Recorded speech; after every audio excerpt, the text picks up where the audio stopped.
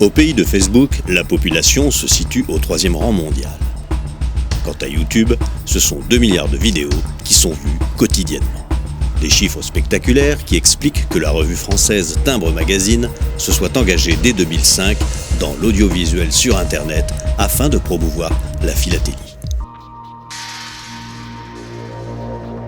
Tout a commencé avec la réalisation de films qui évoquent des postes du bout du monde.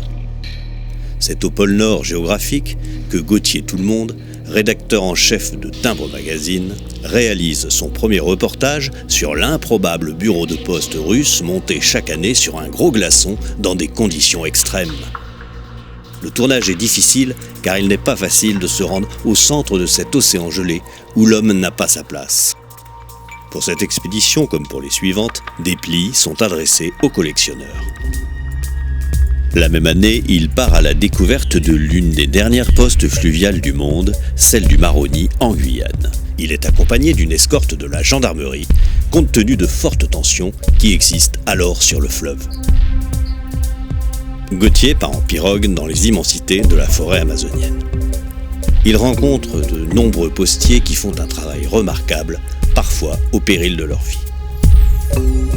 Bienvenue sur TV Timbre, la télévision des philatélistes. Toujours pour assurer la promotion de la philatélie, Timbre Magazine crée TV Timbre qui diffusera plusieurs heures de reportages. Ce support fait découvrir le musée de la Poste française, les états généraux de la philatélie, des salons et bien d'autres choses encore. Gauthier Tout-le-Monde va à la rencontre de philatélistes qui parlent de leur passion.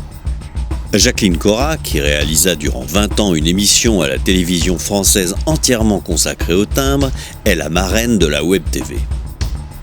La vidéo permet aussi de mieux faire comprendre le travail des artistes. De Genève, en passant par Londres, Timbre Magazine réalise des reportages sur les grandes maisons de vente aux enchères.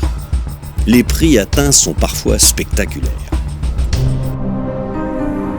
La philatélie a besoin d'aller vers le grand public pour trouver de nouveaux adeptes. C'est la raison pour laquelle Gauthier Tout-le-Monde accompagne les grands explorateurs actuels comme Jean-Louis Etienne, dont les expéditions sont très médiatisées.